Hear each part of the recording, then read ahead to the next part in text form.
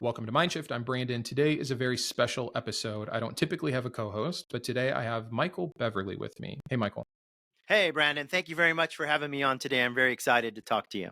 Man, I'm thrilled about it. I am appreciative to have the help. The goal of today's video is to respond to IP and Than's response of my video on IP. So we're getting into some world of inception here, but I am excited to go through this and to have a partner in doing so. Michael reached out to me, by the way. He even said, if you want to know how to get on the show with me, he said, I'll sacrifice a goat. And like God, man, it's hard to turn down a sacrificial goat. So that worked. Plus, Michael has a great channel. Definitely check him out. He is extremely thorough. He does better than me at reaching out to apologists and Christians and just having conversations. It's something I want to do more of. And where and what I've seen of him has just been excellent. Plus, he's a great supporter of the channel. Lots of intelligent comments. We don't agree on everything, but I think we agree on enough about this video to come and hopefully give you the other side of the coin. And so here's the structure for today's video. The intro from Michael Jones and Than is about 13 minutes, and we are going to spend a good amount of time here. They bring up a lot of what they see are the main issues in the video about the differences in our approach to the Bible and the sovereignty of God and things of this nature. And I think Michael and I are going to have a lot to say here. So we're going to spend some heavy time in the intro. If you want to skip forward, I'd encourage you not to, but you can check out the timestamps and just go to, okay, what are they talking about Abraham? What are they talking about Jacob? And so in a 2-hour and 20-minute response video, we're not going to be able to play everything. We are cherry picking a little bit, and we're going to go through those clips for those 10 patriarchs and prophets. With that said, let's dive right in. Time to respond to another atheist video saying God is evil again and again and again and again. So how are you doing today there, Than? I'm good. Just ready to dig into this, I guess. Yep. So backstory, everyone wants to know. I had a TikTok dispute with a girl, and I ended up making shorts out of it. So then the YouTube creator, Mindshift, atheist creator, decided to respond to a 1-minute short, to a whole half-hour video on this 1-minute short of mine. And so basically what I was pointing out in the video is the girl said, like, why are these stories in the Bible, like Lot and his daughters? And I'm like, well, these are descriptions. God didn't prescribe that behavior. Mindshift responded and said, well, I'll make a video where God is directly okay with evil. And he supposedly gives numerous examples of God condoning evil we see of the patriarchs or prophets. Michael, the first thing I want to do is just address something that I get in the comments all the time, which is I'll take a YouTube short and I'll make a big response video, 20 or 30 minutes. And you can kind of see him here make a little quip like, I make this 1-minute video and then Mindshift goes off. But if a point is made, even a point as small as 1, 2, 3 seconds, that God doesn't ever prescribe evil, it's just that the Bible describes it. I don't need that to be a 30-minute video or a 2-hour video to make a response, giving a lot of examples where I think God is clearly prescribing evil or immoral acts. He says, we call out that God is evil over and over and over. The whole point of the video is not that God is evil. We don't believe in God. The point of the video is that the God of the Bible, as it's written, is inconsistent with what is deemed evil or not. That's the whole point. Anything you want to add there? Well, yes, one of the things that Christian apologists often do is they'll make a statement like, well, the apostles all were willing to be martyred, and who would do that for a lie? And there's 12 of them. And then so that this is like a 10-second thing. And on the Christian side, they'll just accept it. Yeah, this is what happened. So Christianity is true. The problem with the response to that, if you don't dive into the actual details and get everything out there to respond, you'll be dismissed. So a 10 or 15-second clip can easily take an hour response to genuinely dive in. And I think that's what you were trying to do. And I think that this idea, considering they also took your short, whatever, your 20 or 30-minute video and made a 2-hour video out of it. Yeah. Well, why? Because you need time. So I think that's an unfair and an uncharitable complaint. He says in his opening of his video that he's going to agree. He's not just going to go to descriptions. He's going to go to actual prescriptions, and then he doesn't. And then he just goes to more descriptions. And it's like, dude, I thought you said you were going to actually offer some criticism here, and you just do exactly what you said you weren't going to do, which is just show us more descriptions of evil in the Bible and assume God endorsed it. Yeah, that's the first thing I noticed as I was listening to the video. It seems like he starts the video by saying, we're going to go through a lot of places where God actually prescribes evil. And then the overwhelming majority of these are just descriptions. And he adds in, well, God didn't actually say this was bad. So therefore, this must be a prescription. It seems at least like that's what's going on. This is so silly to me that this was said. And they actually double down on this at the end. And I'll play that here, where, they've gone through the entire video. They obviously watched it before they started. And yet they say, I make little to almost no. And they actually say none at the end. Prescriptions, no examples of that. The very first thing that I show, and we'll get to it with the example of Abraham, is a prescription from God to have Abraham follow his wife Sarah's advice to exile Hagar. And then I give a whole bunch of context.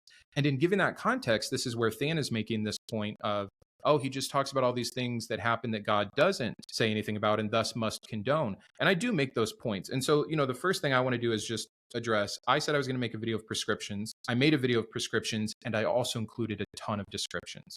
That's on me. I could have made a 10-minute video. Here's 10 prescriptions, 1 minute per prescription. But I do think that I not only wanted to reply to the original issue of God doesn't ever prescribe evil, but I also wanted to show that we shouldn't just let off the hook all of the neutral times where God blesses or allows or doesn't say anything about certain behavior, because I think there is still a point to be made there. And Michael, I'll let you get the first word on some of these, but that one was important to me. Yeah, he plays a lot with ambiguity. Now, there are some legitimate concerns. That's why we're addressing this. It's not like he doesn't make any, it's not like his arguments are all bad. Some of them miss the mark. But, a lot of what he brings up, he just sort of plays with ambiguities. And so before we even get into it, there's a lot of presuppositions that need to be established. For example, and sometimes in the video, he's mad that God doesn't punish Abraham or Jacob. But then he's mad that God punishes the Canaanites for their sin later. We see this kind of attitude where it's like, if God punishes someone, well, that's bad. If God doesn't punish someone, well, that's also bad. It's a lose-lose. There's a lot of appeals to emotion in this video, which is not a valid argument. At one point, he even says, I'm going to pull on the strings of your hearts. Dude, that's an argument from an emotion at that point. So it's not a valid argument at that point. We need to look at this logically. Well, so this is an interesting thing. All of these apologetics appeal to emotion, and we're emotional beings. So I do understand what Michael is saying, that you can't just argue from emotion. And if you had only done that, then your argument wouldn't be valid logically. But just because you're being emotional about it and appealing to people's emotions, it's an appeal to people's empathy. And yes, there needs to be logic and reason and so forth. But I think this criticism is kind of unfair because they also do the same thing. And we also have to recognize all of us are looking at this through the lens of our personal bias and our personal feelings, and we all come into it with feelings about it. So I just think that that's it's a little bit of poisoning the well, I think, is what's happening in the beginning of this. Yeah, I agree. And I think you explained it well. And there was a first part that was said there too, that, well, he's upset with God for not punishing, say, Abraham or Jacob, but then he's upset at God's punishment for Canaan. I'm not upset that Abraham doesn't get punished. I'm upset at the inconsistency, because this is what we're trying to establish, that there is objective moral standard from God. And also, the punishment for Canaan was total destruction, annihilation, genocide. I wasn't saying Abraham needs to be genocided. I'm saying the clear showing that God is not punishing Abraham and is in fact endorsing what we would consider immoral behavior from Abraham, and that you then would have this same God who would punish so extremely the Canaanites, I think is the point that is trying to be made. And so for them to say he's playing with ambiguity and has unfair and hypocritical expectations of this God, this is not the point at all. And the last thing I'll say for the emotional thing, because I did come out and say it, and I knew someone was going to say it, and of course it was IP himself.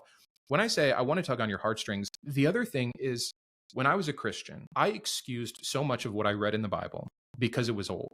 Oh, but it was different back then. Oh, I couldn't connect myself to the Canaanites. They must have been evil. They must have just been terrible people.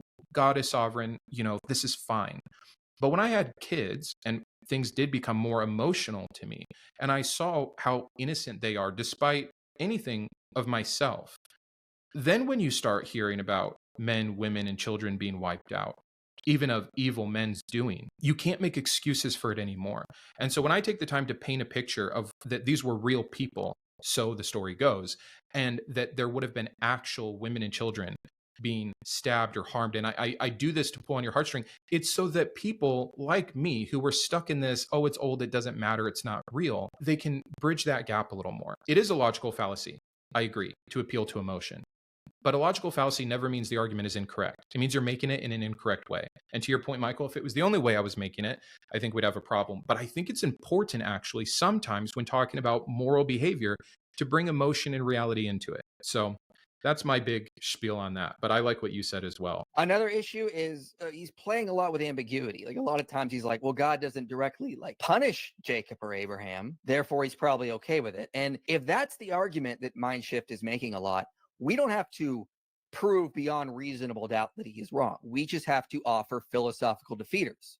Yep. And what that would simply be is show there's a logical reason as to why, or there's a more charitable way to understand that, which is what we'll do a lot of time. And given the principle of charity, our interpretation should be preferred because we employ the principle of charity when it comes to things like this. For example, if Than and his wife are supposed to come over to my house for dinner and only Than shows up and he says, well, my wife can't come, she's tied up right now.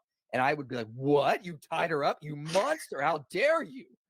That would not be a charitable interpretation of Than's words. We should take the principle of charity and understand Than was probably being metaphorical there. So a lot of times, a lot of Mindshift's arguments can be responded to just by employing the principle of charity. Any thoughts there, Michael?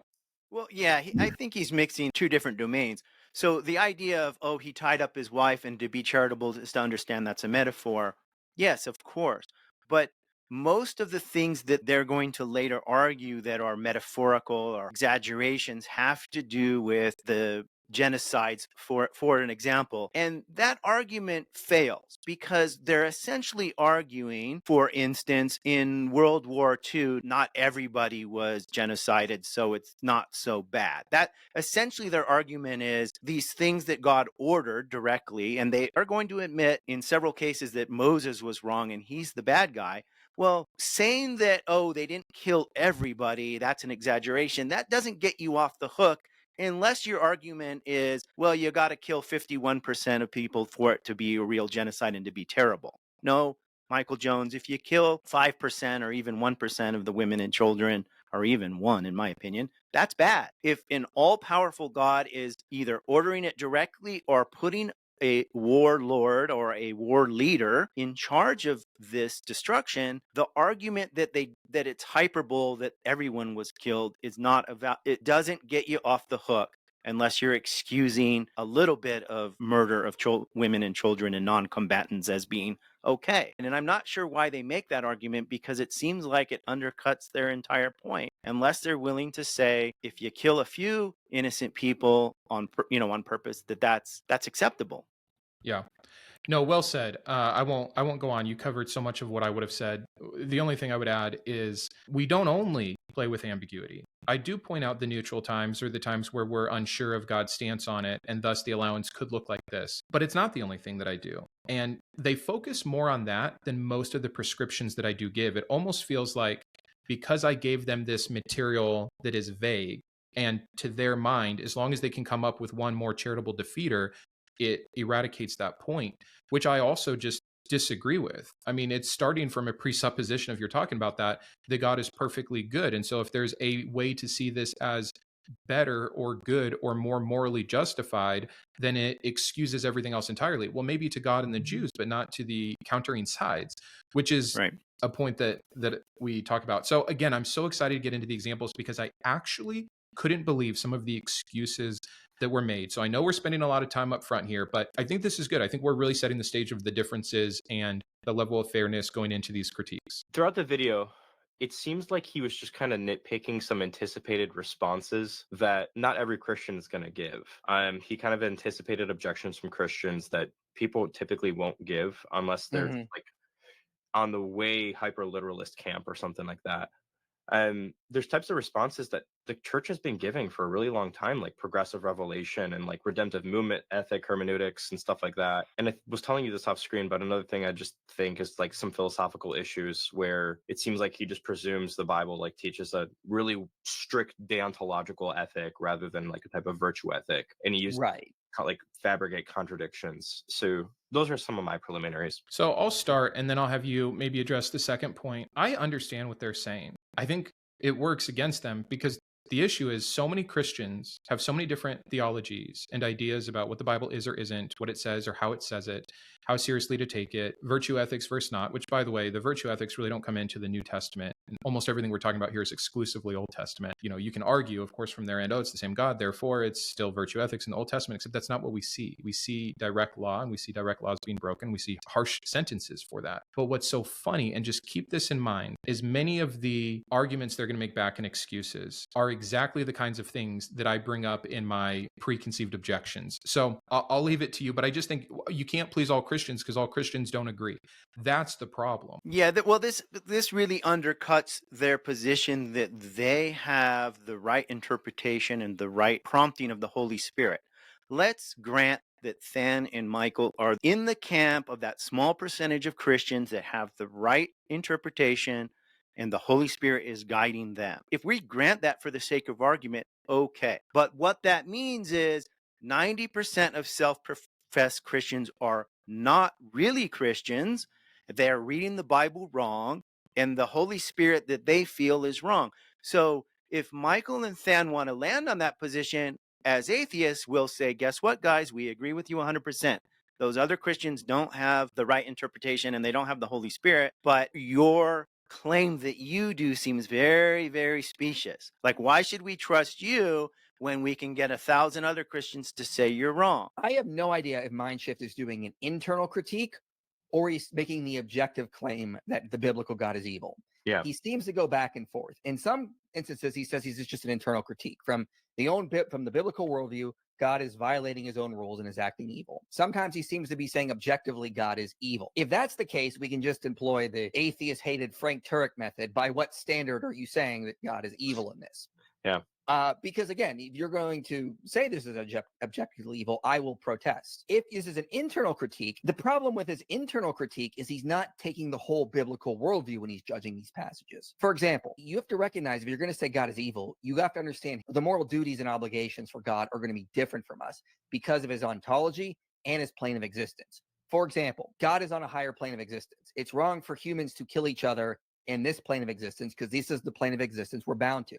It would not be the same for God. A good analogy is to compare it to the world of Inception. Like if you and I were in a dream world, it might be the moral thing for me to kill you because it gets you out of the dream world and into this world again. Now, that's just an analogy. I'm not saying that's exactly the way it is with God, but you get the idea that if you're on a different plane of existence, or if you're aware of different planes of existence, your moral duties and obligations change. Let's be succinct because there's so much here, but I'll let you start. Atheists believe these scriptures, these commandments, and these stories were written by men. And what we point out is the fact that they do things that we all recognize as being evil and completely unacceptable in modern times in the societies we live in today undercuts, and we use this as evidence that this God does not exist. Our argument continues. If this all-loving, all-knowing God existed back then, what he should have done is given them good rules to live in a way that's loving and kind and merciful. Either the God that they describe doesn't exist, like we claim, or if this God does exist, then yes, we don't need to critique it from some outside objective thing. We can critique it from their own literature, including the New Testament, and say, look, on your own arguments about loving kindness, this God described is not. So if this God exists, he must be either sadistic or cruel or malicious or some other thing other than what you're describing, because you have to continually excuse these things for some purpose that's outside of our understanding. And that excuse, of course, can excuse away anything. And it has been. For most of Christianity, these excuses have led to unjust wars, campaigns, slavery, and subjugation of people groups that are the other, whether it's women, other races, homosexuals, etc. Yeah, phenomenal. Great clarity of thought. And we're not going to solve this in today's video. This is why you can have apologetics. If you couldn't have this kind of an argument, you would never have a regular person be able to read the Bible, see the heinous things that God does prescribe, and say, this is okay. You have to make excuses. And this is the creative way that Christians for a long time have made these excuses. God gets a hall pass. That's really what everything comes down to, because he's even clear enough to agree in his initial clip from that girl, you're right, Lot did terrible things, but that wasn't God. But then when I can show God also did these things, Michael says, they're no longer terrible. That's the crux of the issue. As soon as you make an excuse for God, or God is in this other plane, then guess what? Morality is not objective anymore. If God has a different morality than us, it's subjective. This is why I just think it fails. And it's semantically pleasing to Christians. It was to me for a long time to be able to say, yeah, God can do what he wants. This is the idea of God's sovereignty. But I think there comes a time for each believer when they wrestle with this, which hopefully they do, when they're going to come out on one of those two sides, that makes sense and is just, or that it doesn't and it's not. And what I hate is the gaslighting for people that come out on the latter point of, well, who are you to judge? This God can do what he wants. Well, then that would be true of any higher power. And we wouldn't make these same exceptions for any other God. And Michael doesn't either. When he does an internal critique of the Quran and of Allah and Muhammad and their morality, he 100% puts his, what would be to Allah, subjective morality in play to judge that being incorrect. The fact that he doesn't see the reversal, I think, is problematic. But this is, and why I want to take one more minute here, this is the basis for the rest of the video. Because now we're going to argue, A, did God prescribe it or describe it? And if it's being described, it's bad. Michael will agree. But if at any point we can show it's prescribed, then it's weaseled out by, well, it's God, so it can't be bad. That's not an argument. And I understand why people think it's an argument. And if it helps you sleep better at night as a believer who knows these things are in your Bible, that's why it's there. But it should not be needed to excuse an all-perfect, all-loving, all-just God. We simply can know better. Christians should use what's called the outsider test for faith and put themselves in a neutral position and then evaluate the Quran and then tell themselves if they end up in the Islamic hell because Islam turns out to have been true, would they then say, oh, I can't judge Allah because he's God and he can do what he wants? Yeah, it's just consistency. And this is the cry for my entire video. Another thing to keep in mind is knowledge of the future. That will change your duties and obligations. God has different moral obligations and duties because of his knowledge of the future. For example, let's say I knew the future and I'm on the side of the road and I conceal carry, so I have a gun.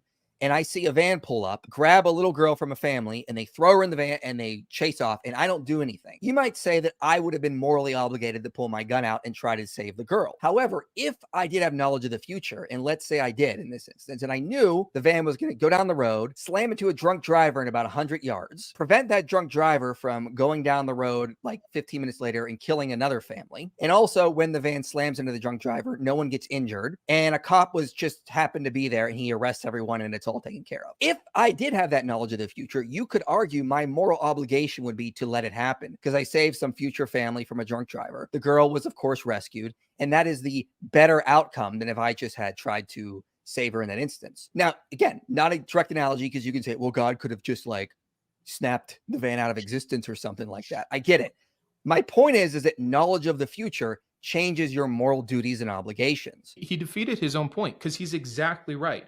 It works as long as everything's limited. His example is phenomenal. It does change your moral responsibility to know the outcome of things in a limited sense, because that person who knows that those outcomes of the van crashing, preventing the drunk driver, and a cop showing up, he's still limited. He's not creating that. But as soon as it's a false analogy to the nth degree. As soon as you say that that person with the gun is God and God knows everything, you also have to say that God is the one who set in motion. It's not just knowledge, it's knowledge plus action. He wound everything up knowing what would happen, and he still interferes in his creation. And so if the excuse is every single time God interferes, it's because if he didn't, it was going to be worse. And when he doesn't interfere, even though it looks like he should, it's because it's actually still a better outcome. Then God is playing this very strange moral game for total glory. When he says, well, if it was God, he could have snapped his... Yes, if it was God, he didn't have to let Lucifer come. He didn't have to create the tree of the knowledge of good and evil. He didn't have to do generational punishment, like on and on and on and on, that solves so many of the problems that later God has to fix. And this is why Michael's argument breaks down, because if God has to intervene, then it does erase this free will thing. So you can't have this both ways. Either God let everything play out and gave us free will, or he knew how everything was going to go, chose to create, and then still chooses to intervene to get a certain better outcome, but only for certain people. And that is something we can fundamentally show in the examples from today. And that's why I think that this is absolute nonsense. I think Michael Jones is basically tying himself in a knot here that's going to come back and haunt him if he's logical and fair. Once you say, oh, God knows the future and he's tweaking with things to get the outcome he wants, you've completely undercut free will, and you're essentially arguing that we're meat puppets of Jehovah who's just playing a game with himself. So that was the last main point that Michael makes. Him and Dan go back and forth to kind of recap a few things, but I think Michael and I here have covered the intro well enough. We're going to dive right into the next character, which is Abraham. Many of you have probably watched either my video or IP's response video. And to keep this short, I just want to give you the context really quick. This is the story of Abraham and Sarah,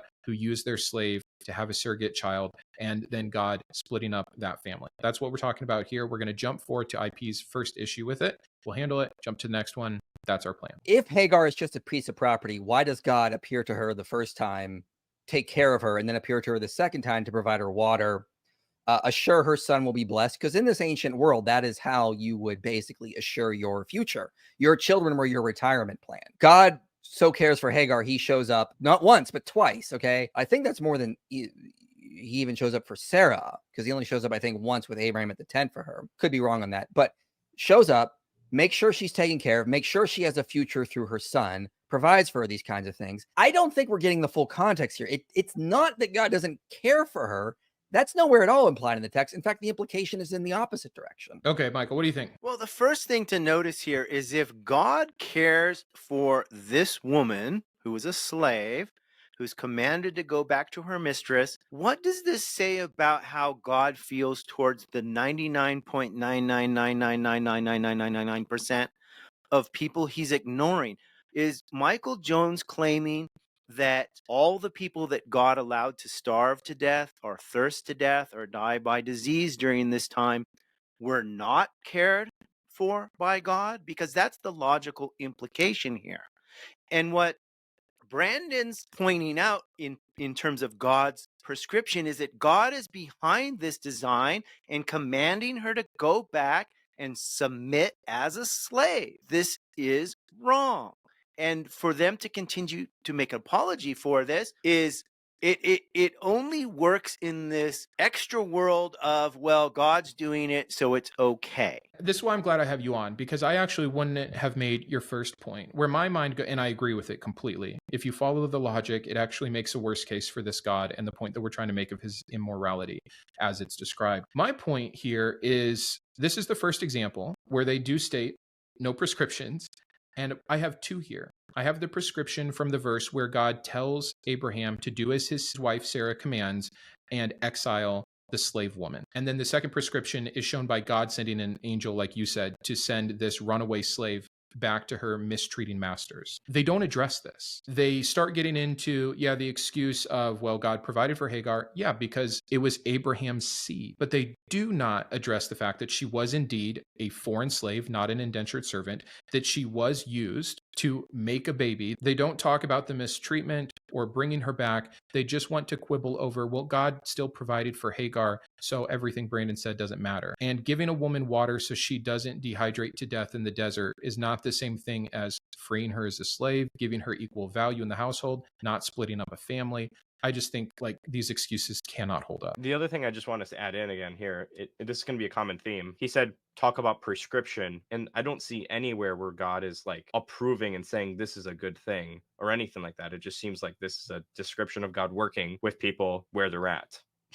Yeah. And this is an analogy I've used before. So when Britain took over India, they outlawed marriage under the age of 12. Now, if you look at some of the work on that, some of the British wanted it higher. They wanted marriage outlawed under 16. But what happened when they outlawed marriage 12 and under? The Muslims and the Hindus in that country rioted in the 1890s. They were so mortified that they could not marry children anymore. How dare the British do this? And so the argument is that, well, they're creating moral progress. They're starting at 12. And as we see, since then, Western ideas have seeped more into the country and it's raised, even though there is still child marriage practice there, but it's not, like endorsed at all by the government, this kind of thing. So we get the idea that they're creating moral progress, this kind of thing. All right, Michael, you noted that. I'll let you talk here. What did you want to say on that? Michael Jones is making the claim that God showed up media res in a story and he had to gradually get the people to figure out moral codes and ethics. This argument is completely undercut by the very fact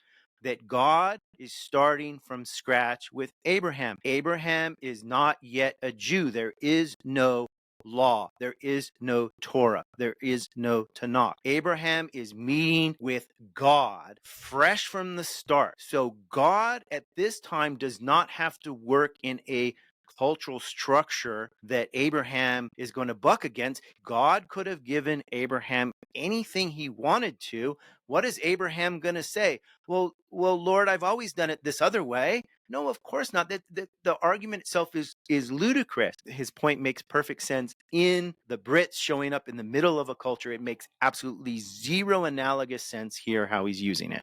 Yeah, agreed. Perfect. I will make the son of the slave into a nation also, because he is your offspring. There's so many things happening here. First of all, you have God 100% endorsing exile them, split up this family. These brothers cause division, which we don't have time in today's video to talk about the implications of that and how we're still feeling those ramifications. Which okay, I'm going to stop there. Okay, for one thing, did he just blame the entire Arab-Jewish dispute on God splitting up Isaac and Ishmael? Like, really? That's all. This is all God's fault. He is now responsible for literally all of these disputes that have been going on since then. I talked about a root cause of something that is, of course, multifaceted. And I don't believe in the biblical account. So I think there are generic reasons that all of this has come about. But the religious people who believe in these stories have absolutely caused division based off this. We can even see it in the New Testament with Paul, who carries this thought forward. Let's read from Galatians 4. But what does Scripture say? Get rid of the slave woman and her son, for the slave woman's son will never share in the inheritance with the free woman's son. Therefore, brothers and sisters, we are not children of the slave woman, but of the free woman. This is Paul, the greatest spokesperson, the direct revelation from Christ, utilizing Old Testament scripture to cause further division, which is obviously what would have been caused, which is all I pointed out, a God with foreknowledge who chooses to have this secondary son with less inherent value because why? He's from a slave, because they had less inherent value. That as these people trickle out into the camps that have come from that, the Arab belief or the Muslim belief is that it was actually Ishmael who was the favored son. He was the one that Abraham almost sacrificed. And it leads to this division, absolutely. And for IP to exaggerate it and then also to not acknowledge the reality of it, and then also to skip over the prescription to quibble over this side point is exactly the kind of telling thing that's going on in this video. Ignore the prescription, say it was never there, pull out one thing I said, exaggerate it, and defend it. Like, this is not a response to my video insofar as that goes. This is just apologetics. Michael, would you add anything? Yes. Really, this is all God's fault? Well, one of two things is true. A, God exists, and then yes, it's his fault, based on your own argument that God is tweaking things to get what he wants. So that's option one. Option two is there is no God, and these are man-made things, and yes, they've caused tremendous racial strife, cultural strife. These written words have caused wars since they were written down until today. Just open the news, and these battles are still being fought, and people are still dying today. So yes, it is God's fault if this God exists. By your own argument, Michael Jones, he's tweaking things to get what he wants. Our other option is God doesn't exist, and these are man-made documents. And by acknowledging that, we can work towards making a better future as humans, because we can all recognize that our differences are really cultural, and at heart we're all the same. There's no special people, there's no chosen race. That's bigotry. It's wrong and it's hurtful. Perfect. Man, so glad to have you on. Again, an endorsement here of why you should be checking out Michael's channel. What is the problem here? We see in like the very next patriarch, the sons of Isaac are literally fighting with each other and trying to kill each other. Yeah. Like, maybe God actually, given his knowledge of the future here, knows what he's doing. I got to split these boys up because they're going to kill each other. Then he looks at Esau and Jacob and goes, well, I think I can still work with that. But if Isaac and Ishmael stay together, it could be really bad on that timeline. So Michael Jones is saying, because God knows the future, he can see that these two half-brothers will have lots of conflicts, just like the sons of Isaac will ultimately have. He's saying God can see these things happening, but the problem is one, if God can tweak the future, why couldn't God make it work out better? If that's your argument, yes. Or two, what he also seems to be implying is, even though things ended up terrible and then God worked them for good, this is turtles all the way down. Yeah, and then we get back to his car example of, well, maybe with God's perfect foreknowledge, this actually is, even though it's so horrendous. But it's like, yeah, we're putting limitations on God. Either God interferes and he should do a better job of interfering, or we need free will and he doesn't interfere. And he keeps just jumping back and forth between the two. And also, the only way to solve that was to exile Hagar and Ishmael is insane. I have 2 kids, and I don't care how old they ever get or how terrible they ever get to each other. One of the options that will never be on the table is sending my wife and one of the children away. Like, it's, even if God takes care of them, that can't be the best solution. Why not soften the heart of Ishmael to be nice to his younger brother Isaac and understanding both roles that they would play? Like, if you want to start making hypotheticals about what God could have done or should have done or why he might have done this, I can play that game too. And mine can always be better. He could have softened the heart. He could have showed up and explained. He could have never had Ishmael in the first place by preventing the rape of Hagar. And we notice in the scripture that Abraham has the same heart as you, Brandon, because he doesn't want to send away his son who he loves, but God comes up and commands him to follow the directive of your wife. God basically says, listen to Sarah and do what she says. Yeah, the same wife who was mistreating Hagar during her pregnancy. It's not like she's ever liked this slave woman. She's clearly viewed her as less, as Paul does, as has been trickled down to us because of God's prescription of this behavior. This is the entire point I wanted to make in responding to IP. These are not just descriptive stories. God plays an active role. We see his heart. We see how he handles issues. And if we know that we can do better or should do better, there's an issue here. Even though Hagar is a slave woman, God is still saying he is going to turn her son, the son of a slave, into a great nation. So God obviously cares about them. He doesn't look down upon Ishmael just because of his status or his bloodline. He can still turn them into a great nation. So this actually, in some ways, seems to be against the idea of like a caste system that we often see in the ancient world of like, if you're a slave, your children will be slaves. If you're a high classman, your children will be high class, because that's very common in the ancient world. In God's world, no, I'm going to take the lowest of the low and make them great. Like, this doesn't seem to be bad. Okay, I wanted to call this out. This is the kind of games that I think are played within apologetics that IP is doing here that I just want to show. He is making this, again, false comparison that in the ancient world, we would have never had, the son of a slave be able to rise to heights, except Ishmael isn't the son of a slave. He's the son of a slave woman, which doesn't matter. What matters is the dad. And the dad, for all intents and purposes, according to God, is the most important man of all time. So God protecting Hagar's son, which has nothing to do with Hagar, it has to do with Ishmael, has everything to do with the lineage coming from Abraham. This is just completely inappropriate to say that the lowest of the low, this is the son of the most important man you've ever created.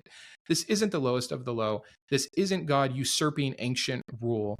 This is clear favoritism and showing that some things matter more because of the status of free men versus slave women. Anything else, or do you want to move on? Yeah, well, one quick thing here. When Michael Jones just said that God had promised to make Ishmael into a great nation. Now, when I read the names of the tribes that came from the 12 sons of Ishmael, I didn't recognize them. I challenge you to tell me, what great nation is Michael Jones talking about? Apparently, God either A, forgot this promise or didn't fulfill it. And it also undercuts his argument that this didn't lead to massive strife, because either Ishmael's sons, those 12 tribes, were wiped out by the tribes of Jacob later, or they just ceased to exist, or there's some other history where they ended up becoming integrating. Right. Yeah. If you follow the traditions all the way down, it becomes the great nation of Islam. Wouldn't it have been better to just let these two boys fight? I mean, I don't understand how you can even arrive at the fact that this was better. It's only better if God has a chosen people and favoritism. Otherwise, it's clearly not better. And if it's not better for all, you're not a perfect God. So our next two are Jacob and Joseph. And we've got really similar things happening here. We have this argument between me saying God prescribed something we would consider immoral, whether it is Jacob getting the birthright from his brother Esau through deception, or whether it is Joseph getting favor from God to interpret dreams and become assisting to the Pharaoh that hurts the Egyptians and helps the Jews, which is kind of my point here about God taking care of his chosen people.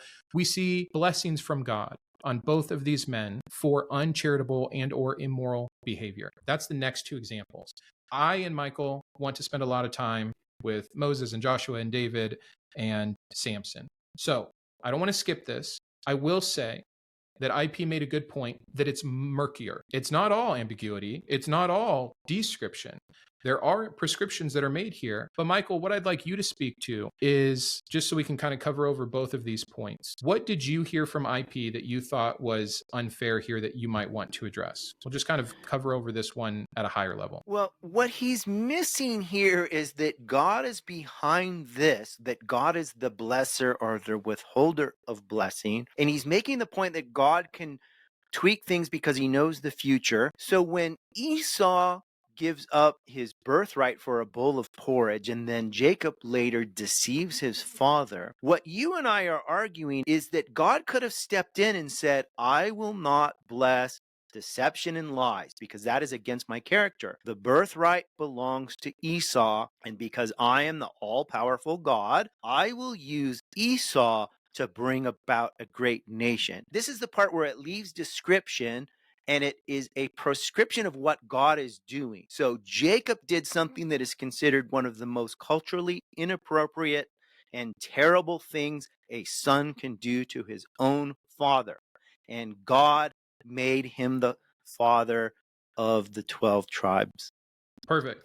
I'm loving having you on. You're taking so much work off my back. I'm not going to add anything to that. If you want to call us cherry picking as we move on, that's totally fine. I'd encourage you to watch their full video. I don't want to hide anything, but we simply don't have time to cover it. And there were a lot of like-minded points that I think Michael here on our side just covered beautifully. And before we get into Moses as a transition, their very last point on Joseph is here. And I want to say something here.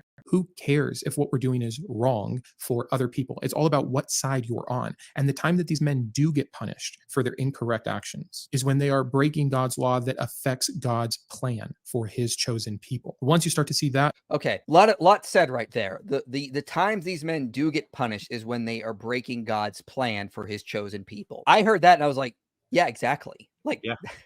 God has a right to punish everyone, and he is so merciful. He's only punishing people when they're interfering with his plan to bring about the Messiah, the salvation of the world, the eschaton, these kinds of things. So God is not this guy that's like, I'm going to punish like Mindshift just said it right there. It's implicit in his argument. God is actually being quite merciful. He could have punished Abraham for giving his wife to Pharaoh. He could have punished Jacob much more harshly, but he's so merciful. He's like, I'm going to not, because I'm only going to punish when it's interfering with my plan. That's a pretty good standard to see this way, these things through, because at that point, God looks far more merciful of that, if that's the case, that he's not going to punish sin, except when it's going to interfere with his plan where he wants to bring about a better world. The last thing that just came in my mind was just like, look, if we want God to just press his judgment button and punishment button every single time anybody does anything wrong. But God also wants to work through humans to accomplish his will. Well, we're never going to get anywhere. Exactly. My issue isn't that I need God to press one huge judgment on everyone. My point about him only caring to utilize punishment when it interrupts his will is my case that God doesn't care to the larger extent, even enough to punish what is going on elsewhere until later. Like right now at this same time, do we not have tribes all over the world doing child sacrifice? which is supposedly so horrible to God. But we don't hear anything about this. We have no records of God showing up in ancient Olmec or Aztec and saying, this is bad, don't do this, or I have to wipe you out. They're left alone. It's not until God needs his chosen people to be in the chosen land that all of a sudden other Gentile Canaanite tribes doing sin becomes an issue for God. And then it's the biggest issue in the whole world. This favoritism is the inconsistency. That's my greater point there. If God really existed the way that they're saying that he does, he could have had a fair, he could have made sure everybody knew the rules, and then he could have withheld punishment or used punishment in a way that everybody understood consistently. And to argue that, well, God's not punishing Joseph because Joseph's fulfilling something of God, that goes to the very point we're making. That's not how justice works. Yeah. Justice must be blind. Justice must be fair. Justice must be uniformly applied regardless of your race or culture, the skin color, whether you're a man or woman. Otherwise, it is not justice. Yeah, no, well said. I mean, way to get back on the point here with why it even got brought up from Joseph in the first place. I think the last thing I'll say before we move on to Moses is we keep having to look at the world that is created according to the Bible. And I know that maybe it's a little unfair of me to say, is this what we would expect? But to your very point, the fact that there's a Torah, there's a law for this chosen group, and still not even at this time yet. So you're right, it's individual relationship of what God has chosen to reveal himself as at this point. The fact that this is going on for these people, while it's radio silence for the rest of the world, that's a big deal to me. And I go on to make a hyperbolic claim myself later in the video of saying it seems like God just doesn't care about foreigners. This is what I'm pointing it at. I'm not saying God never utilized a Gentile or someone from, we see Rahab, right? And we're going to get into that with Joshua. I'm just saying, on the whole, I still can't get past, and I need someone to help explain to me, which IP did not do in this video, why is there a chosen people? Why is there God's will for one group to succeed, to rule, to create lineage, etc.? Until that's actually negotiated out and explained, we have an initial problem with God's justice and God's morality. So let's see how that plays out with Moses. There's so much literature on this topic, though. When it comes to the 10 plagues, right? Nobody's going to just say like, yeah, all the Egyptians had it coming and that's it. If you hold somebody that reads the Bible and you hold to divine council theology and you think that the Israelites thought the Egyptian gods were real and all this other stuff, this is cosmic conflict stuff. Like, this is not, Exodus even talks about it. This is a judgment on the gods of Egypt. This is divine warfare stuff happening. It's not just against the Egyptians or anything like that. Do you want to address this first part and I'll address Michael's second part? Yes, it's interesting here that Then is admitting that the culture at the time believed in multiple gods. Take that to its logical conclusion. The pre-Hebrew Israelite Jews, that culture, were Canaanites. And yes, they did believe in multiple gods. And yes, they did believe that the gods did battle for the people on their behalf and so forth. But it's hand waving from what happened. Innocent people died in these judgments. Any excuse, it doesn't matter why. It doesn't matter if people thought they were gods fighting. It wouldn't even matter if there really were gods fighting. That's irrelevant. It's a non sequitur.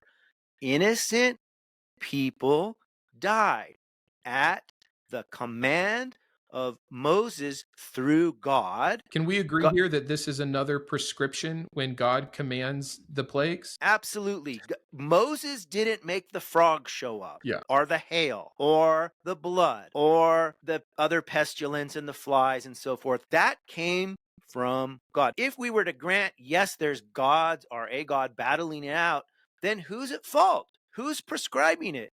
God. God's the one that kills the firstborn. And I think that's where their apologetic really gets strong. They have to start making excuses that, oh, there is an heir that's being killed and not a baby. We'll get to that. Yeah. So I want to let IP make that case before we reply to it. But you're Sure. right. You actually went in a way I wasn't thinking, but your point is perfect that regardless, God is still prescribing the murder of innocent people that have nothing to do with it. Like if you think about this story, the firstborn, which were not all babies or kids. I said kids because I'm again making a case to help people understand the reality of the innocence. But of course, firstborns can be 45 years old. It doesn't mean they were involved in the court of Pharaoh. These are Egyptians living their life outside of the city that are farmers for themselves, like truly innocent people. But let's see what IP says about it. If we want to talk about the firstborn, I don't know where he's getting the idea that God just targeted babies. Mhm. It does. Yeah. That's not said in the text at all. I never said it was specifically babies. And here's the important distinction. Is it possible or probable or reality that some firstborns at any given time in a big population like the Egyptians will be babies and kids? Yes. I don't care if they're exclusively, I don't care how old the oldest firstborn is. Some firstborn are babies. They're acting like they weren't babies. Let's let Michael take over though. It's not the first biological children that are being targeted. It's the heir designated. Yeah. So in ancient Egypt, you could designate an heir that wasn't even your own kid, because eunuchs could get heirs at times. So you could have an heir designator, and that's who's being targeted. A lot like Ramesses II, Exodus Pharaoh, his son who died, we would argue died in the plague, was a full-grown adult. And these are not innocent people. These are also people that are engaging in the oppression of Israel here. So I'm going to say one thing, and then Michael, I want to hear your thoughts. He's again trying to say, look at this example of this one person that wasn't innocent, that wasn't a baby. Yes, those people existed. That's not my case, though. And he's got to know this. This is an avoidance of the topic completely.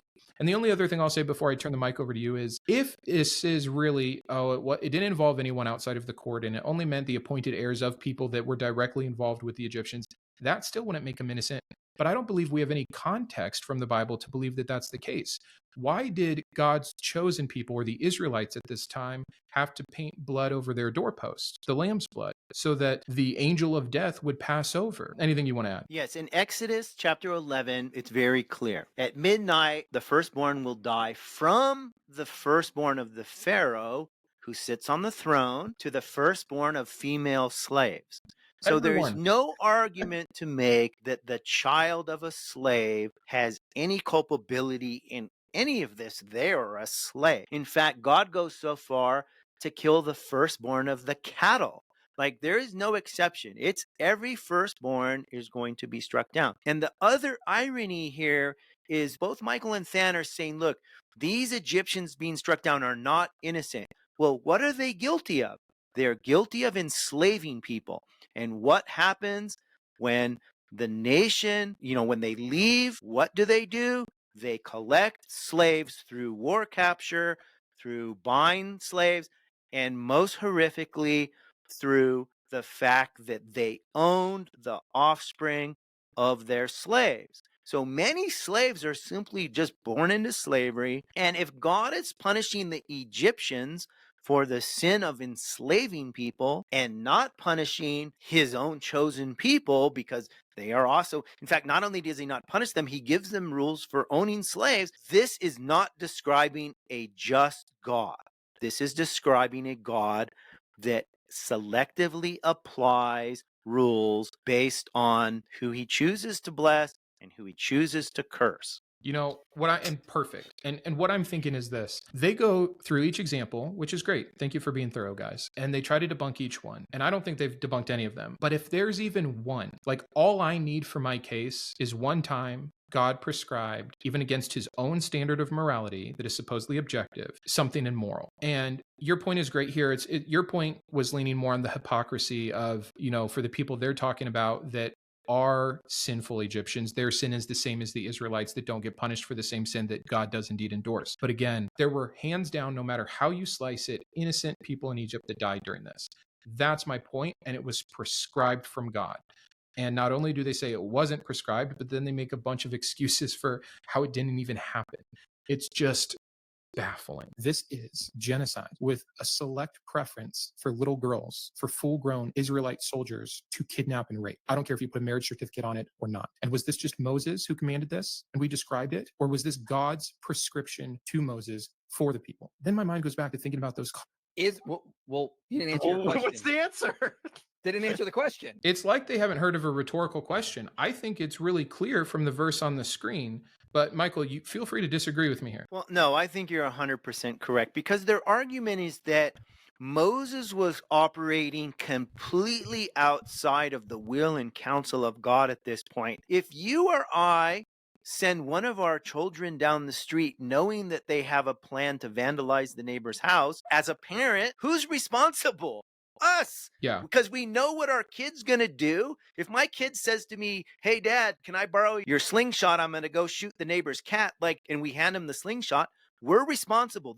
In fact, this is American law and jurisprudence. If your child or your charge does something and you're aware of it, and you supply them with the means and the power and the authority to do it, this is also military law. If a commander knows that a soldier under his authority is going to do something in violation of the Geneva Convention, the commander is responsible. So to let God off the hook here is both a ludicrous and an illogical argument. And I think it's disingenuous of Michael and Than to continue to do this, to act as if God is somehow not responsible for what he put in motion and for what his own war commanders did. I think I want to try to make this as strong as possible. I agree with you that we need to go no further than the buck stops at God.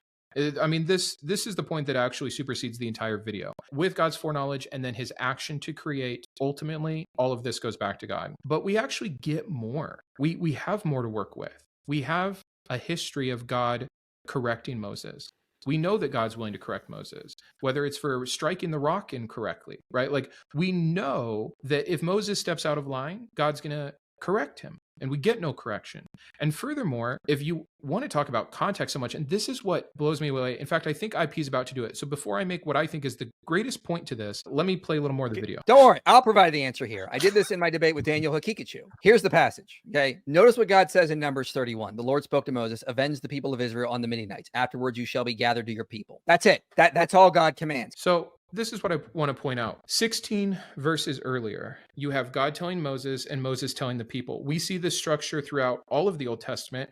And there are times where, in context, you would follow down the chain of command. But whenever it gets to something that Michael Jones cannot say is not immoral, taking these young women, killing young boys, then he has to say, "Oh, wait a second. Within context, Moses broke the chain of command all of a sudden. God said, do this, and then Moses went off on his own." That's not clear. I'm not saying it's clear the opposite happened. I think that what we're doing is we're putting together evidence. God commanded Moses. Moses goes on and carries out those commands. And then we do hear sometimes where Moses does go rogue and then God punishes him. But if we have instances where God commands Moses, Moses carries out commands, no punishment, we can infer, I think correctly, that God is at the very least okay with this, which, I do explain there's different positions. There's God prescribing, there's God letting things happen and not saying something one way or another. There's God punishing, and then there's God doing himself. And when you combine all the evidence of this together, you get to me. And the reason I put it a prescription is because, again, it starts off with the Lord spoke to Moses saying, "Avenge the people." And to your point, Moses chooses how he's going to avenge, and we don't hear anything back from God afterwards. That seems so clear to me. All I can see Michael doing is trying to poke a hole saying, "But maybe." One really interesting thing about that passage is, let's just say this out. It says, Moses said, "This is what the Lord commands." And then notice what the passage ends with. The passage ends with, "The Levites did as the Lord commanded." It says the Levites did as Moses commanded. So perhaps the author is even playing with that, saying that maybe Moses is actually exaggerating a command or coming up with a command that God didn't say. And Christians love the "but maybe." It's even worse than that, Brandon. Michael Jones has made a very compelling case that this culture was a high context as opposed to ours. Now, just so the listeners understand, because this is almost, it sounds the opposite of it is. A high context society is one in which the text relies on the context and doesn't have a lot of verbose stuff. Our context as modern Americans is low context, meaning we like to list things out. Like, we look at a law book, it likes to list everything out. So it seems like that would be high context, but no, it's the opposite, because we're not relying on context. If you open up the penal code of any state in America, it's going to go 10,000 pages into how to write a parking ticket. Yeah. So if we just take Michael Jones at his word that this is high context culture, he can not then turn around and saying, oh, it doesn't specifically say what God told Moses to do. And what is the context of God saying, avenge the people, like go after the Midianites? How would we read that in a high context society? Well, the context is you go wipe out the other guy because your God is bigger than his God and your cause is better than his cause. And those people's sins are evil and your sins are forgiven. That's the context. The context is God is like the president or, the emperor, and Moses is the war lord that's following God's directive. Therefore, God is accountable for the actions of Moses 100%. The only way around that is the special plead. So for the rest of Moses, and as we move into Joshua, we mainly get one concern, and that concern is hyperbole. Probably more just speaking hyperbolically, and just there's a lot of hyperbolic language happening in the account. This is just standard ancient Near Eastern hyperbole in a lot of ways. Numerical hyperboles, verity hyperbole. So we see a lot of this ancient Near Eastern hyperbole, hagiographic hyperbole, obviously hyperbole, ancient Near Eastern hyperbole. It's hyperbole. That's the point. Hyperbolic language being employed into the hyperbolic nature of the account in Joshua. A lot of hyperbolic language there. It's hagiographic hyperbole. This is also hyperbolic. Geography was hyperbolic. It is kind of funny that they want to argue from both sides. It's Moses' fault, not God, when he did these horrendous things. But by the way, he probably didn't do all these horrendous things as literally as it says, because it's hyperbole. And so that's the excuse for a lot of the rest of Moses and a lot of what I cover in Joshua, specifically with Jericho. And I talk about how Rahab was rewarded for lying, and they give the example of the Nazis, which is like the most false analogy ever. But I want us to have a conversation, Michael, about hyperbole. Is there anything you want to say about why this is not a get out of jail free card? Well, it's very convenient that the apologist can bring up its exaggeration. The text doesn't really mean what it says when they want. It's like playing, as Sam Harris said, tennis without a net. Because they can, if you're going to say the text doesn't really mean what it says, fine. When it says Jesus resurrected, it didn't really mean that. When it says that God loves people, it doesn't really mean that. We can play this game forever. Either the text means what it says in plain language, or it doesn't. And once you admit that you can just massage the text to mean whatever you want, the game's over. You've lost. That it means your God's unknowable. Yeah, I agree. I do want to leave room for context-specific hyperbole. I do understand that this is utilized back then and today. And we have examples of God doing the killing himself, which I can't see how that could possibly fall under hyperbole. Or we have examples of, and he's going to cover this later, so I won't talk too much now about what happened when Saul didn't kill everyone and gets in trouble from God. I just think, it's not fair. The other place, and we skipped it, so I'm going to come back to it, that he covers hyperbole is, I use the verse about God hating Esau. And he said, well, this is hyperbole. All it means is that God actually loved the other brother more. Fine. I'm fine with that. I don't need to believe God hated Esau. It looks like he does because he literally curses the descendants of Esau that become Edom. That doesn't seem hyperbolic to me to put a curse on an entire people group. But even if it's loved the other more or gave preference to, this is still my issue. Hyperbole isn't an excuse. It lessens the degree of severity. That's it. The core of it, still having one group that is mostly destroyed instead of utterly destroyed, or one group that is favored so they're protected while the other is not favored and thus cursed. I just don't think it does for them what they want it to do. So we covered Moses pretty well. Joshua, we've talked about hyperbole. Let's move in to David. And I'm going to show you a little bit more of my original clip here because I do show there's 4 categories. So let's watch this and then see their response, which is a good time for me to call time out and say, you know what? There's one other category we didn't talk about. You have bad things done by people in the Bible that is a description that is not okay by God. Then you have bad things done in the Bible where we don't see God condemn or condone it. And it's in this middle ground. But by context, we could usually see God's okay with it. Then we have these bad things done by men in the Bible where God... Wait, where does it... Where? It's just unjustified assumption there. Like, where does God say he's okay with these? Again, God is being merciful and trying to work through sinful people to bring about a better plan. Okay, so this bugs me, and I want to hear what you have to say about it, but I was trying to make almost an olive branch extended here to say, hey, I am covering some descriptions, but not all descriptions are the same. You have descriptions where God is clearly showing he's against it, like with David and Bathsheba or Bathsheba's husband. And then you have descriptions that are neutral, where we don't really know what God thought about it, except for the fact that he didn't punish it, which might say something. That's all I'm trying to say there, and they lose their mind. And then we talk about prescriptions, which I've covered plenty of in the video. And then we talk about when God does things himself. In my example, which they did not cover, when God killed David's infant son. What do you think about their reaction here? Is it uncharitable of me to assume that that means some kind of allowance? And if you disagree, man, like really, I want to talk about this point. No, I'm on board with you 100%, Brandon, because it would be analogous to if one of your children was bullying and hurting and taking advantage of another one of your children, and you stood back and didn't do anything and then said to later about the story, oh, well, this is just a description of what happened. I'm totally not culpable. So you can't have it both ways. If God knows everything, including the future, and he's aware and present of every action and willing to intervene. Exactly. He's willing to intervene at some points. And our argument here is when God is neutral and the text is just explaining things that happen because people were sinful, God does not get to be off the hook unless the argument is God set the world in motion and stood back with the rule, whether self-imposed or from the outside, that he's Thomas Jefferson's deist God. And then he could say, I'm not responsible for that child dying of David and Bathsheba. I'm not responsible for the rapes of David's concubines and wives because I have made a rule, or I have a higher power over me that prohibits me from interfering. I think as an atheist, we could almost, I mean, there's still a lot of problems with that type of God or that type of world, but we could accept that, okay, we're in a world and here's the rules and it's fair for everybody. Or unfair for everyone, which is... Or it's unfair, right? We're on the same playing field. Yeah. Like that at least that would make some sense, but it's actually completely different from what they're arguing. Yeah. Let's hear the rest of what they're saying and see if what we said still holds up here. Again, Mindshift. I thought we were just going to do the places God prescribes bad behavior. Yeah. And here clearly listing another description and saying, well, God doesn't directly condemn it. Therefore, that's exactly what I was going to say is therefore what? Therefore what? Like Bible's written in a high context society. Okay.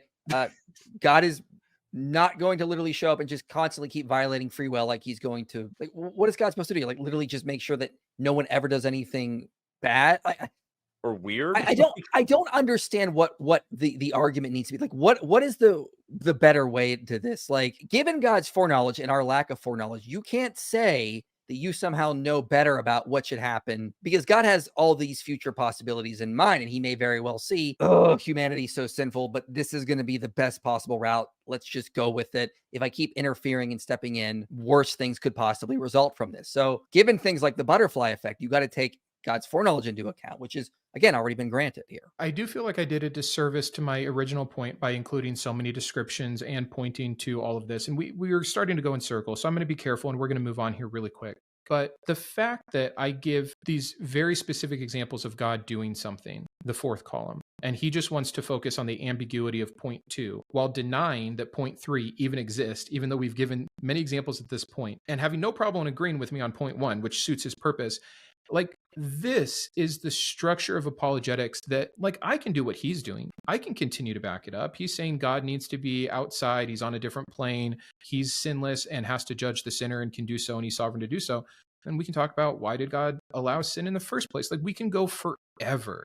But trying to work within the world that we are, all I want is what you just said, is an equal playing field, a consistent moral message from God. And whether it's description against, neutral description, prescription for, or God doing it himself, we don't get that. That is the entire thesis of the video. So I wanted to clarify that. So, you know, that's the rest of David. And we do start getting into some circular stuff. And then we cover a lot of the same with my next example, which is Elijah. And we talk about the testing of God and God sending down the fire, and then having all the prophets of Baal killed, and prescription or description. And we can argue about that, and we get the same kind of excuse. So for sake of time, let's move on to Elisha. They're going to defend the mauling of the 42 children from the bears. Let's go. All right, let me put up some slides here because I think there's a scholar I want to cite here who I think is a pretty good point about this passage with Elijah and the two bears. Yeah, I'm excited to see this because I haven't really looked into this particular thing. The I scholar. got you, Than. I got you. I understand you need me. I got it. Do you see a problem in the fact that Than and people like him just don't know or even care to have sorted through this? Yeah, I do find it problematic because Than is well versed. Now, he could make the claim that he's a specialist in, say, the New Testament, or, that some of these stories are obscure, so we could let him off the hook a little bit here. I would like to say I first heard of this story in science fiction writer Robert Heinlein's work, and I thought he was quoting from Apocrypha or some untrue Right. story. It's like this shouldn't be in our Bible. Yeah, when I first heard this, because Heinlein is an atheist author, I thought for sure that he was quoting from something non-canonical. And my first reaction as a Christian is, there is no way this story is actually in the Bible, or that God would do this. Man, I want to stop right there. We're turning this into one of my normal videos and not a response video, but yes, I think this is what I want to point out. You've probably seen them do this on the street. They read something from the Bible, but they tell someone it's from the Quran, and then their response is, that's horrible. But when you read the same thing and you tell someone it's from the Bible, they're like, oh yeah, no, there's a good answer for that, even if they don't have it. We immediately first would believe this can't be from our God.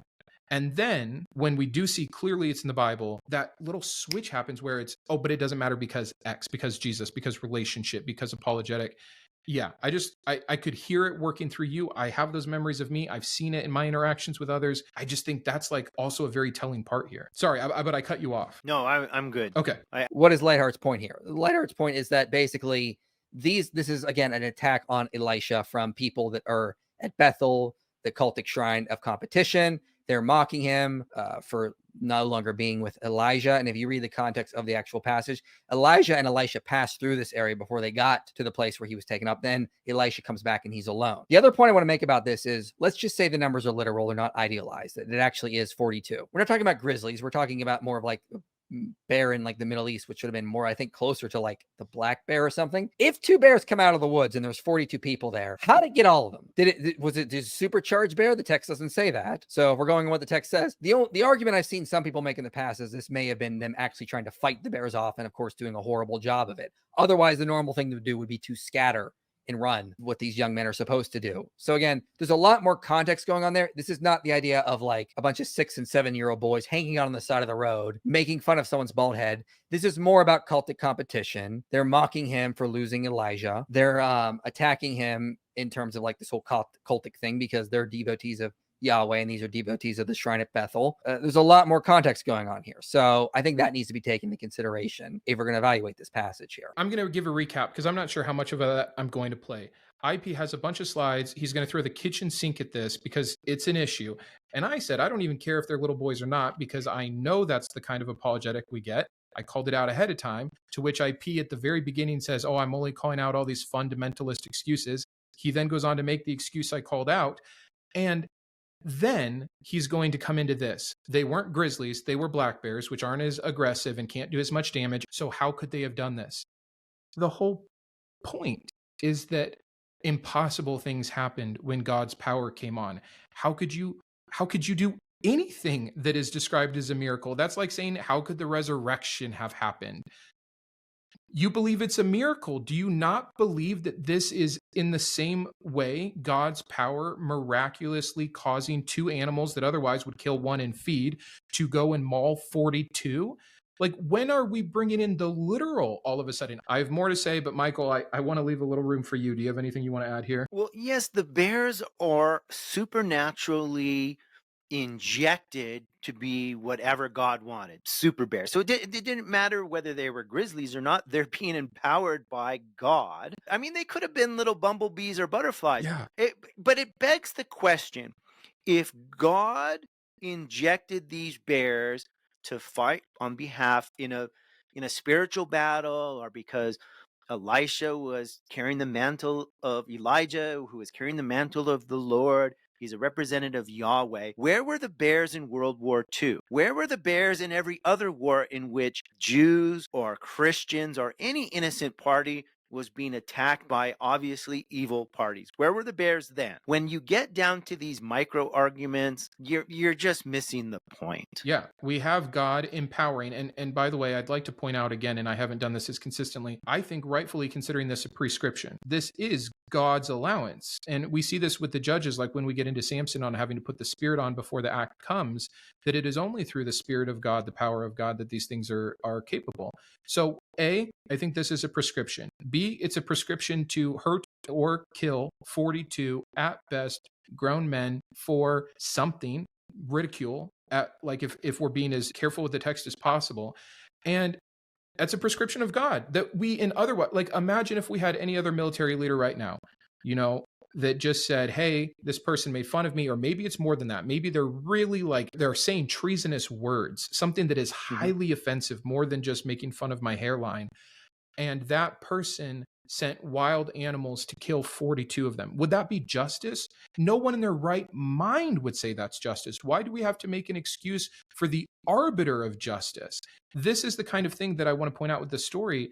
And it's almost so silly and so obvious that them taking it seriously enough to defend by throwing anything that they think can possibly stick, I think is the actual most telling part of it all. Yeah, it's an excusology, because you could just go back to in the case of Joshua where he has war prisoners and he still slaughters them. Mm-hmm. You can go back to the case with the Baal prophets who are shown up with the fire from heaven, and then they're taken to a river and they're slaughtered. Yeah. Well, that's the one we God just could have skipped, by the way. Yeah. Yeah, but so God could have said in these other cases, hey, now you've seen my power. Would you like to repent? You can't have it both ways. If you're going to inject that God's putting his power down to slaughter these enemies, okay, then it's God doing it. Yeah. And it doesn't seem like there's this case here where you're giving the enemy, who presumably doesn't know that he's even in the wrong. And I think you've made this argument previously. It's like, these people don't have the revelation but they're slaughtered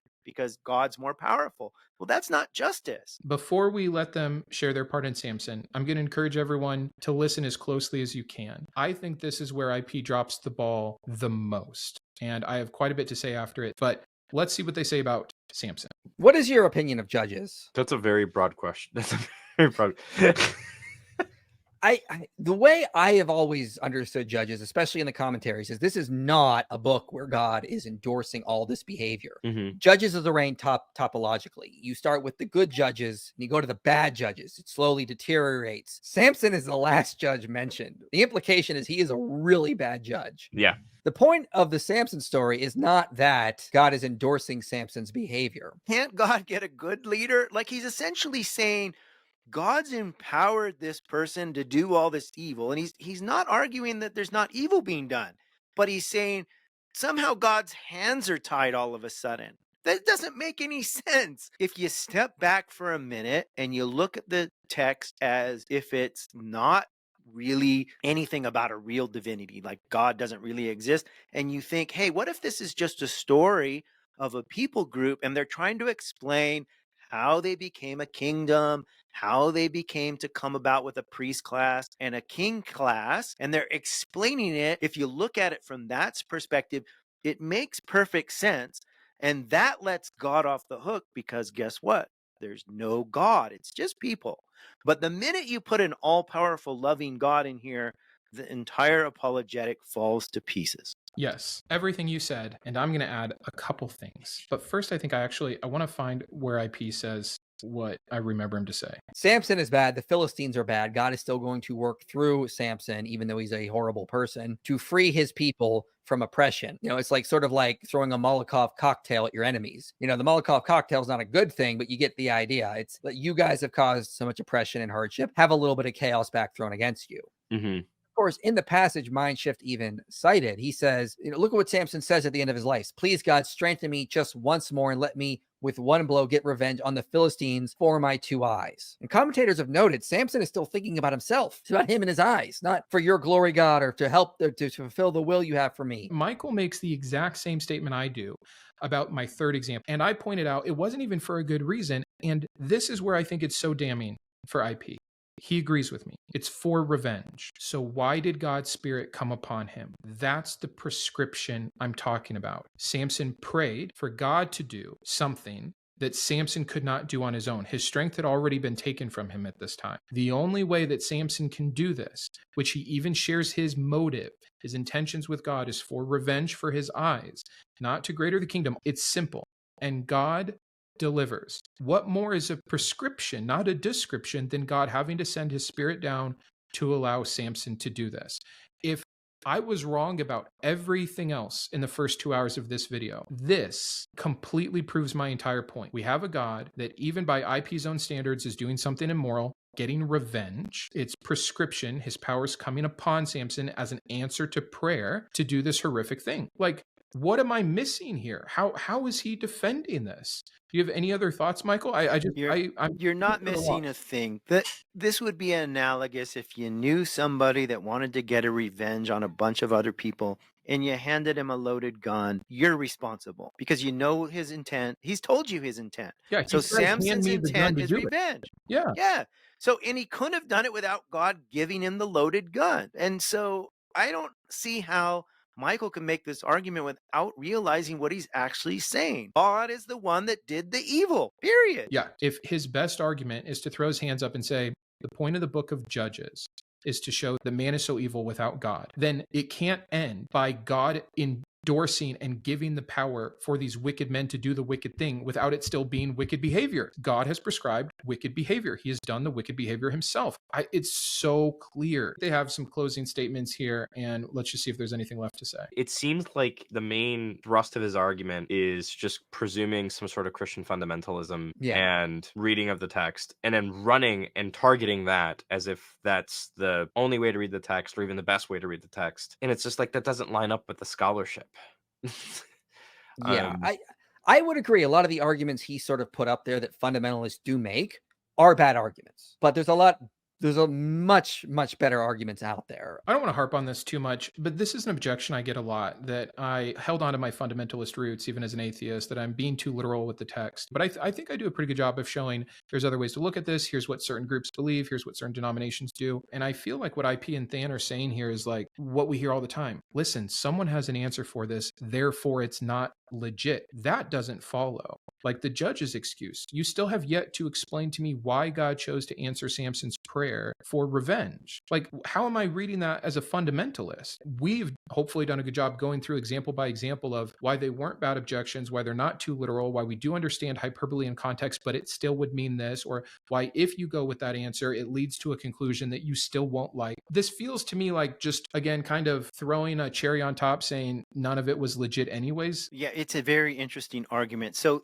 Than is basically throwing under the bus all Christians who take things more literally. He's throwing them under the bus and saying, look, those Christians, those arguments are not legit. And he said something interesting to me about scholarship. Critical scholarship acknowledges a lot of stuff that he doesn't want to go. You don't want to go there, Than, if we're going to go to scholars. That's interesting. It's the scholarship that they like. It's the Christian scholars who have arrived at the same conclusion. And to me, that's almost as fundamentalist as anything else, is to say, my way or the highway, I was born or figured out the right one. I believe the particular right theology. At what point is it acknowledging that this is subjective, that this is man-made, and that there's reasons so many people, even with the best of intentions, are getting so many different outcomes, and that in and of itself is a problem here. So what's the point of talking about these 10 men who, yes, we're not all morally superior, which is totally fine. It's to show that this straw man version of God used weak and bad people to do good and righteous things is incorrect and fallacious. It is a misdirection from what we...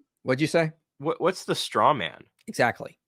There's no fallacy. There's no fallacious arguments here. Again, he's responding to a 1 minute short where I was responding to specific claims about why is the story of Lot in the Bible. Okay. I didn't straw man the argument. I responded directly to what she presented. That's not a straw man. His response was not a straw man insofar as he responded to the clip that he responded to. He was talking about, Lot and saying, hey, Lot is not an example of prescriptive. He also made an overstatement there, though. That was, there's a difference between descriptive and prescriptive, and he generalized it. We used IP's quick remark as a launching off point for me to make one of my normal videos. And as we went through that, I did cover a lot of typical objections from Christians, even if they're too fundamentalist for their liking, that I think straw man the issue. The straw man is this: there's nothing immoral in the Bible that God does, because anything in the Bible we don't like is a description. And if we really look at our God and his actions, he never prescribes anything bad. It's a misrepresentation of the atheist issue that we see God as an immoral character insofar as he's represented in the Bible. I'm really curious because at the end of the video, he even brings up the fact that, like, hey, there's this category where God explicitly does the bad thing and actually explicitly does prescribe the bad things. But this whole video, he doesn't go over any of them. Mm-hmm. Right. This whole video, he doesn't go over any of them. And I think what Than is referencing is the two categories that I added, which are the prescriptive category and God doing it himself. And IP's response when Than says that is, right. Second one is me saying the quote where God prescribes that Abraham exile Hagar. I mean, you and I tried to check in at a few points here and say, was this a prescription or not?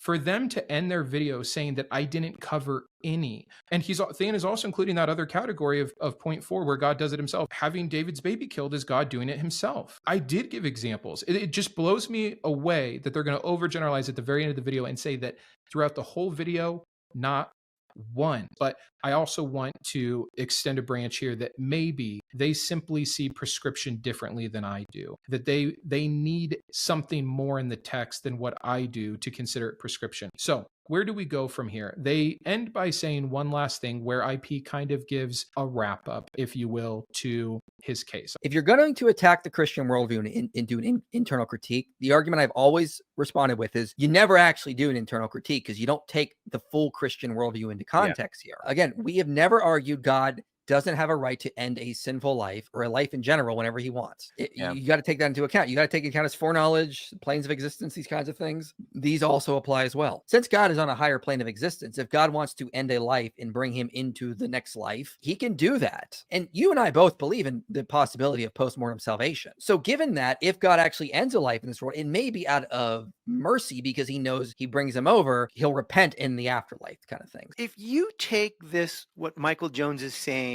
hey, you have to take the whole Christian worldview into context. You have to understand the vision from Eden and whatever your eschatology is to the end. And then that's the only way you can see this. Well, guess what? Now you're playing a game where nobody knows the rules. The game board is whatever you want it to be. And any objection you have, of course, you have an answer to. What I would ask Michael Jones, I would say, look, if you find yourself facing Allah, will you change your mind about your criticisms of Islam? Would you say, oh, I was wrong. Islam was just and good all the time? Or would you stick to your guns because you recognize in other religious systems there is a God described that does immoral or malicious or things that aren't logical or fair or they're not just? If you can recognize that, but you exclude your own God based on, well, we just don't know everything and he can see the future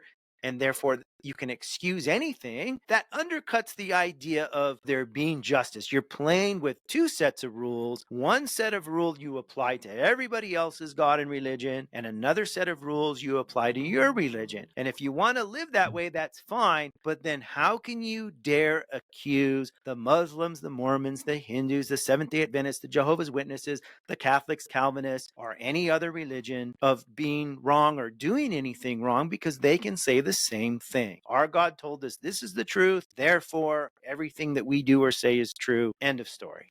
Perfect. I'm in, I think, I want to check the tape, but I think I'm in full agreement. I really appreciated doing this with someone today. Thanks for reaching out. I don't know in the future how much I want to defend myself against defenses and what that's going to look like, but I think there were enough things here that, you know what it is, Michael? I think I felt my old Christian self and how strongly I would have appreciated what IP did by giving me an out. And I think that's what the apologetic game is. Just give me any reason ever why that doesn't have to be true. Say it with confidence, show me a study, pull out a book, and I will feel better about this because someone smarter than me has something to say in return. And I don't just have to be stuck with the Bible. I don't just have to be stuck with the witness of the Holy Spirit, the two things that should be paramount. I can rely on the groupthink and the authority of others to ease my fears and doubts. And That's why I wanted to make a response, is just not to leave the final word there, that this is ongoing. He could do the same thing, and then I could do the same thing. We can go back and forth. But now at least I think you've heard both full sides of the coin. And Michael, I appreciate you being here today. Thanks so much, man. Thank you so much for having me on. This was great fun.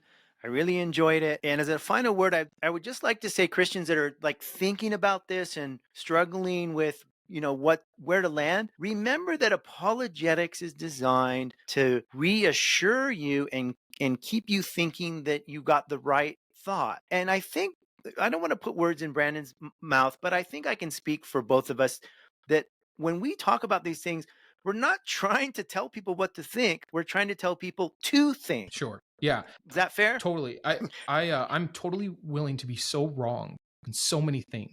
100%. I couldn't agree more. Come to your own conclusions. Don't just be force-fed. And that means by myself or Michael or by IP and Than. So that's it. Thank you guys for watching today. Make sure that you subscribe to Michael's channel. Check him out. Give him support and love. He did everything I expected him and more to be able to do on today's video. Be here Thursday for 1 Corinthians. And until then, keep thinking. I wanted to personally thank my top tiers of support, my Iconoclast and Boris, GVI, Jacob, Joe, Martin, Oliver, Perry, Rokkit, and Shawn, my Humanist heroes, Jarrod, James, and Kristi, my Atheist advocates, Caleb, Imposter, Jeff, Jeffrey, Karen, Paul, Sparky, and Todd, as well as all of my secular scholar patrons. If you believe in the mission of this channel, or you just enjoy the content, please consider joining these fine people today.